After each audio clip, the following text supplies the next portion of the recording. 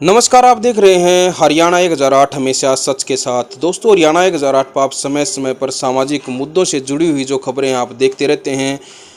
एक वीडियो जो है आपने देखी है हरियाणा 1008 पे, सुरभि वाला जो मामला है, जो अम्बाला शहर की लड़की है, रोहतक शहर में उसकी शादी हुई थी 2015 में। पति सचिन ने उसको देह व्यापार में धकेलने की कोशिश की।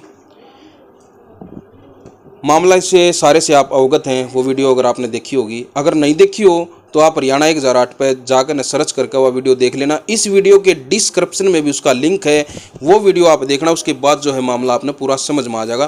फिलहाल जो हमारे साथ जो है सुरभि के भाई जो हैं आशीष, वो हमारे साथ हरियाणा 1008 पर जुड़े हैं। इनसे भी जो है जानने की कोशिश करेंगे, क्योंकि एक भाई है और जिस भाई की बहन को उसके पति द्वारा एक गंदगी में धकेलने की कोशिश की गई हो, तो उस भाई के दिल के ऊपर क्या बीतती है आप भली भांति समझ सकते हैं। राम राम भाई साहब। राम राम जी। क्या नाम है आपका? आशीष नाम है। आशीष, मामला तो देखो हमने सारा देख लिया, सुन लिया। आपकी बहन हरियाणा 1008 पे जुड़ चुकी हैं, आपकी माताजी ने भी बताया है। बहुत सारे आरोप हैं आपके जो जीजा जी के ऊपर हैं, उनकी बहन है भाई, सुरभि के जो ससुर हैं, सबके ऊपर आरोप लगे हैं। क्या ये जो जितने भी जो आरोप जो उन्होंने लगाए हैं, इसमें कोई किसी प्रकार की झूठ तो नहीं है? बिल्कुल भी झूठ नहीं है कोई भी बात है, क्योंकि सच्चाई है कि वो लेकर गए हैं जुए के अड्डे पे। क्योंकि उनके जो फादर साहब है वो भी मानते हैं कि हम जुए के अड्डे पे लेके गए हैं, बट वो एक ही बात कहते हैं कि जुए के अड्डे पे लेके जाने के बाद कि हम ये काम नहीं करने गए थे, हम तो सिर्फ ये करने गए थे कि जुए के अड्डे पे हमारा लड़का जो है एक्टिवा हार आया था, जुए में पैसा हार आया, तो हम सिर्फ बहू को इसलिए साथ में ले गए कि वहाँ पर कोई लेडीज़ ना हो, भी वहाँ कोई लेडीज़ ना हो, तो हम अपनी सेफ्टी के लिए लेके गए हैं। और वो लेकर जो गए हैं, बहन बताते हैं, कहते हैं कि वो मेरे को बेचने के लिए लेके गए हैं। उन्होंने साफ साफ उनको कहा है कि इसको रख लो, कि अब हमारा ये सारा जो कर्जा जो माफ जो वो सफाई दे रहे हैं, ये मतलब FIR होने के बाद दे रहे हैं? ये वाली सफाई नहीं, जब FI होने से पहले की बात है। जब हमने चौकी में रिपोर्ट दी थी तो चौकी में आके भी उन्होंने यही बात बोली है कि हाँ हम जुए के अड्डे पे लेके गए हैं, पर हम अपनी सेफ्टी लेके गए हैं। तो पुलिस वाले इस बात पे कोई कार्रवाई नहीं कर रहे थे, तो इसलिए हमें SP साहब पे पेश होना पड़ा। तो SP साहब ने आगे कार्रवाई करी, पर्चा दर्ज हो गया। तो आगे भी हमने उनसे कहा कि भी इसमें कोई भी ऐसी कार्रवाई नहीं हुई कि जुए के अड्डे पे लेकर गए हैं बेचने के लिए। तो SP साहब ने, कल हम दोबारा गए थे उनके पास, तो उन्होंने आगे DSP साहब को मार्क कर दी है फाइल। अभी उन्होंने कहा कि आपका हो जाएगा, कहते कि पूरी जांच होगी इसके ऊपर, आपको केस मतलब हो जाएगा सारी चीज़। देखिए, कोई भी जब कोई अपराधी होता है ना, जब वो अपराध कर देता है तो अपने बचने के जो रास्ते वो ढूंढता है। और आप लोग समझ सकते हैं कि जो सुरभि वहाँ से जो जान बचा के जो भागी है, अगर वो उस जिस तरह से वो बोल रहे हैं, अगर उस तरह से वो लेके गए होते तो आज सुरभि वहीं पे होती। आज वो अपने मायके में नहीं होती, वो वहीं पे होती, उनके साथ होती। लेकिन वहाँ से जो जान बचा के जो बाकी है, तो आप समझ सकते हैं कि इस मामले में कौन झूठ बोल रहा है और कौन सच बोल रहा है। जी, एक बात बताइए, आप सुरभि से कितने छोटे हैं? मैं उनसे 2 साल का फ़र्क है हमारा। 2 साल छोटे हो आप उनसे। शादी जब सुरभि की जो हुई 2015 में, उसके बाद से लगातार आपको पता होगा कि मतलब जो उसके ससुराल वाले हैं उनका व्यवहार कैसा रहा? देखो जी, जब हमने शादी की तो शादी के टाइम भी उनकी ना डिमांड हमने जितना किया उससे बढ़ के थी, पर हमने उस टाइम इतना नहीं किया कि लो शादी का टाइम है तो हमने सब कुछ पूरा किया। उसके बाद भी मम्मा है मेरे, बहुत कुछ देते रहे उनको, बट वो फिर भी टॉर्चर करते हैं कि ये लेके आ, ये लेके आ, हर चीज़ में तंग करना उसको। बिल्कुल। मतलब कि बहुत कुछ दिया उनको। तो अब वो कहते हैं कि अब बाइक नहीं थी उनके पास, तो बाइक कहते हैं कि बाइक लेके आओ अपने घर से। कितने दिन बाद का ये लगभग मतलब कि ये चीज़ तो अब कहने लगे जब साल 1.5 साल हुआ कि ये चीज़ें ज़्यादा बड़ी बड़ी डिमांडें करने लगे। पहले छोटी छोटी मतलब की डिमांडें होती थी, वो मम्मा पूरी कर देते थे कि चलो कोई बात नहीं, कि घर बसाना है। पहले भी कई बार लड़ाई झगड़े हुए, तंग करते थे, तो हमने थाने में रिपोर्ट दी रोहतक के अंदर। तो बस फिर भी माफ़ी मांग के, माफ़ीनामा करके भेज देते थे हम भी चलो उन्होंने माफ़ी मांग ली, सब कुछ हो गया। तो हमने कई बार 2 बार 3 बार चौकी में, वहाँ भी रोहतक में भी रिपोर्ट दी है इनकी, और फिर भी वे सुधरते नहीं हैं। अब इन्होंने ज़्यादा ही हद कर दी थी कि जुए के अड्डे पे ले गए। और कौन चाहेगा कि हमारी लड़की जुए के अड्डे पे जाए? मैं भी नहीं चाहूँगा कि मेरी बहन को जुए के अड्डे पे ले जाएं। अच्छा, सचिन है जो वो करता क्या है? देखो जी, पहले तो शुगर मिल में काम करता था। अब नहीं पता, किसी दुकान पे करता है कहीं काम, उसको कुछ नहीं पता। वो 2-2 ढाई बजे तक दीदी बताते हैं कि वो घर भी नहीं आता रात तक, कि डेली उसका 2-2:30 बजे घर आना है। कि काम का तो उसको पता नहीं कि जुए के अड्डे पे ही रहता है या क्या करता है, कुछ नहीं पता उसको। अच्छा, आपकी बहन ने जो है जो सचिन की जो बहन है उसके ऊपर भी आरोप लगाए हैं कि जो वो मतलब जो है इसको किसी गलत काम में जो है देह व्यापार के काम में जो उसको धकेलने की कोशिश कर रही थी। इस बारे में क्या कहना चाहिए? इस बारे में पहले भी झगड़े हुए घर पे, तो उसके बाद इन्होंने कहा कि ऐसी कोई दिक्कत नहीं आएगी बाद में। पहले भी कई बार इस मामले में हुई है बात, तो हमने भी इतना चलो ज़्यादा नहीं लिया। पर जब ये जुए के अड्डे पे लेके गए हैं ना, उसके बाद हमें बिल्कुल सच्चाई नज़र आने लगी कि भी ये सच है बिल्कुल। मतलब तंग तो बहुत टाइम से कर रहे थे इसको। लेकिन उससे पहले आप यही सोच रहे थे कि भाई घर जो है बस जाए। बिल्कुल। अब जो है फिलहाल क्या कार्रवाई चल रही है इस मामले में? अब कानूनी कार्रवाई हो रही है। अब पर्चा इनके खिलाफ दर्ज हो चुका है सब कुछ। एसपी साहब ने भी आगे मार्क करी हुई है फाइल। बस जल्दी इनके ऊपर कार्रवाई हो जाएगी, उन्होंने हमें ये बोला है। बिल्कुल भाई, एसपी साहब का भी हम बहुत बहुत धन्यवाद करते हैं जो इस मामले को जो है प्रॉपर तरीके से ले रहे हैं। बाकी जो है पहली वीडियो भी आपने देखी है, उसमें भी अपील की है, विद साहब से भी अपील की है। और विद साहब से अपील इसलिए की है क्योंकि प्रशासन के ऊपर कोई एलिगेशन नहीं है, पुलिस प्रशासन के ऊपर कोई एलिगेशन नहीं है, वो अपना काम प्रॉपर तरीके से कर रहे हैं। लेकिन विद साहब से अपील इसलिए की गई है कि ये मामले जो हैं रोज़ाना दिन पे दिन बढ़ते जा रहे हैं आशीष, बढ़ते जा रहे हैं रोज़ाना। बहुत सारी जो है बहनों की ज़िंदगियां ख़राब होने लग रही हैं।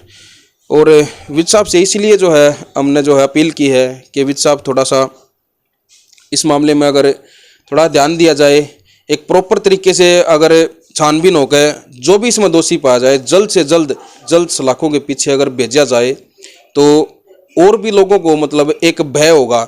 और अपराध को ख़त्म करने के लिए भय की ज़रूरत है। अपराध तब खत्म होगा जब भय होगा। अगर डर भय अगर नहीं होगा तो अपराध खत्म नहीं होगा। तो इसीलिए जो है, और विद साहब से मैं निवेदन इसलिए कर रहा हूँ क्योंकि विद साहब जो हैं अपने हरियाणा प्रदेश के बब्बर शेर कहे जाते हैं। हरियाणा प्रदेश के लिए नहीं, पूरे भारत देश के लिए वो एक अलग छवि के नेता हैं। जी, क्या कहना चाहेंगे हरियाणा 1008 के माध्यम से अनिल विद साहब तक अगर ये वीडियो पहुंचती है तो? देखो जी, उनके तो हमने जो देखा है कि वो बहुत अच्छा काम करते हैं जी। उनके काम में, मतलब कि हम ये कहते हैं कि वो जो भी डिसीजन लेते हैं बहुत सॉलिड डिसीजन लेते हैं जी। और जल्दी डिसीजन दे देते हैं जी। हर चीज़ का। जी, जो पुलिस प्रशासन की जो कार्रवाई है उससे संतुष्ट हो आप?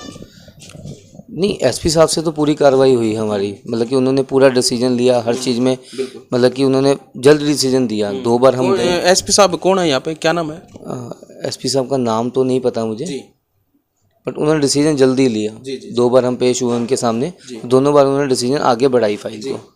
बट जो यहाँ पे रघुवीर जी हैं, आईओ साहब थे थाने के अंदर, तो सबसे पहली बार पहले उन्हीं के पास आया पर्चा जब दर्ज हुआ। तो जब उनके पास हम गए तो उन्होंने हमें ही प्रेशराइज करना शुरू कर दिया कि मेरी गारंटी है, हम भेज रहे हैं, हम किस लिए बैठे हैं पुलिस वाले, तो आप भेजो अपनी लड़की को। तो मतलब उन्हीं की पूरी साइड ली। कहते कि वो हर चीज़ मान रहे हैं कि लड़का दारू पीता है, तो 2 दिन में 1-2 दिन में एक बार पीता है। तो आगे से वो कह रहा है कि मैं नहीं पीऊँगा। जुए का अड्डे का कहता है कि पुलिस वाला हमें ही कहता कि वो नेम ले रहे हैं कि कसम खा लेंगे कि अब नहीं खेलूँगा। हर चीज़ में हमें मोटिवेट करता गया कि अगर तुम आगे बढ़ोगे, केस लड़ोगे, पैसा लगेगा तुम्हारा, 4-5 साल तुम भी धक्के खाओगे, केस नहीं निबड़ते, मैं तुम्हारा यहीं निबेड़ देता हूँ सारा का सारा, कि तुम भी अपनी लड़की को वहाँ भेज दो दोबारा, हम बैठे हैं। तो मतलब कि अब ये नहीं पता कि वो क्यों हमारे को इतना प्रेशराइज करता गया। हमें बोलता है कि तुम क्यों बोलते हो, तुम कुछ ना बोलो। भाई वो अपनी गलती सब मान रहे हैं, तो जब मान रहे हैं तो भेजो उनको भी। वो कह रहा है कि कसम खा रहा हूँ कि मैं आगे से ये काम नहीं करूँगा। उसके बाद भी उसने ये काम किया कि जब उसको बुलाया, उनकी मर्जी की डेट फाइल के अंदर उनकी रिकॉर्ड है, उसने 22 तारीख डलवाई महीने के बाद की कि हम दोबारा मीटिंग 22 तारीख को करेंगे। हमने कहा कि जल्दी कर लो, तो कहते नहीं, उनकी डेट पे ही उसने आईओ ने मार्क कर दी कि 22 तारीख को मीटिंग करेंगे। 22 तारीख को मीटिंग करने के जब हुई तो हमने भैया को बताया आके कि ऐसे ऐसे उसने किया कि पूरी लंबी डेटें डाली है। तो भैया गए वहाँ पे, तो फिर आईओ ने सारी बात पलट के हमें कहता कि मैं इतनी लंबी डेट नहीं डाल सकता, तो आपकी ना मैं फ़ाइल आगे भेज रहा हूँ। मैं आपकी फ़ाइल इन्होंने वहाँ भेज दी हमारी, मतलब कि आगे भेजनी थी। तो वहाँ पे भी भेजने के लिए इसने क्या किया, हमारे से साइन करवा लिए, सब कुछ कर लिया। इसने 2 हफ्ते तक फ़ाइल नहीं भेजी आगे। ये उनको फ़ोन करता रहा कि मैं अभी फ़ाइल रोक लूँगा, तो तुम जाओ घर पे। हमारे घर पे आते रहे वो लोग, मतलब कभी सरपंच साहब को भेज दिया, कभी किसी को भेज दिया। ये सारा किस सरपंच को भेजा? सरपंच बबियानी गांव का सरपंच है वो। अच्छा। उनको भेज दिया हमारे घर पे। तो सरपंच ने क्या कहा? सरपंच भी हमें बोले कि भी अपनी लड़की को भेजो, हमारी गारंटी पे भेजो। जब हमने कहा कि वो हमारी बलियानी गांव के सरपंच? बलियानी गांव के, तो हमने उनको कहा कि आप क्या गारंटी नाम था सरपंच का? सरपंच का नाम नहीं पता, पर हाँ वो कहते कि आप भेजो लड़की को। तो हमने कहा कि अगर हमारी लड़की को मार देते हैं तो कौन गारंटी लेता है?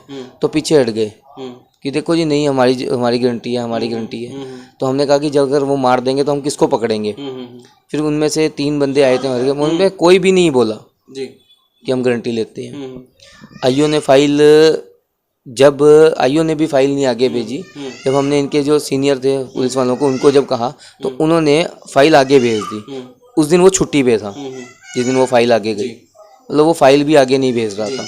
और आईओ हमें बोलता कि ना 2-4 दिन बाद हमें फ़ोन करके बुलाता, कहता कि हमारे पास ना मैं फ़ाइल ना एसपी साहब के पास भूल गया हूँ या डीएसपी साहब के पास भूल गया हूँ, मेरे पास ना कागज़ गुम हो गए हैं, आप हमारे को जो आपके पास फ़ोटोकॉपी होंगी वो आप हमें दोबारा दे दो। तो हमने उससे कहा कि भी हमारे साइन हो जाएंगे तो उनके साइन कैसे करवाओगे? कहता वो मेरी जिम्मेवारी है, मैं जैसे मर्जी करूँ। तो हमारे को मतलब कि इतना उसने प्रेशराइज किया कि आप लड़की को भेज दो वहाँ पे। संपर्क में था आईओ, उनके साथ संपर्क में है जी। भाई देखिए, जो है एसपी साहब के जो है संज्ञान में जो मामला जा चुका है, हमें उम्मीद है कि इस मामले में जल्द से जल्द जो है न्याय जो है इस परिवार को मिलेगा, इस बहन को, सुरभि को जो है न्याय मिलेगा। सरपंच है जो बनियानी गांव का जो सरपंच बता जा रहा है, उसका भी जो है नाम इसमें सामने जो आ रहा है। तो सरपंच साहब, आपसे भी मेरा निवेदन है कि आप जो है अपराधियों का साथ ना दें। सरपंच जो होता है एक माननीय लोगों में आप लोगों की गिनती होती है। आप पंचायत के जो है एक जो पंच परमेश्वर जो जिनको कहा जाता है, न्याय की जो है एक उम्मीद जो है समाज उनसे लगाता है। तो आपसे मेरा निवेदन है कि आप इस मामले में जो है सच्चाई का साथ दें। सच्चाई किसी भी तरफ हो, आपसे मेरा निवेदन, आप सच्चाई का साथ दें। और बाकी जो है रही बात जो है प्रशासन की, प्रशासन से जो है पूरे परिवार ने भी अपील की है, आशीष ने भी अपील की है और हमने भी जो अपील की है कि इस मामले में एक प्रॉपर तरीके से छानबीन हो और जो भी इसमें दोषी पाया जाए उनके ऊपर कड़ी से कड़ी कार्रवाई हो।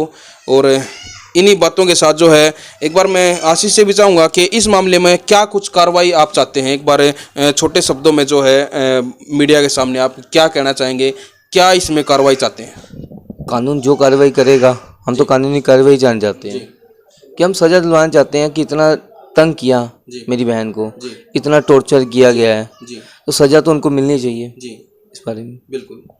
बिल्कुल भाई, क्योंकि मामला गंभीर है। एक लड़की को जो है मतलब एक बहू को, अपनी बहू को, एक बेटी को बेचने की कोशिश की गई है उस परिवार के द्वारा, तो मामला बहुत ही ज़्यादा गंभीर है।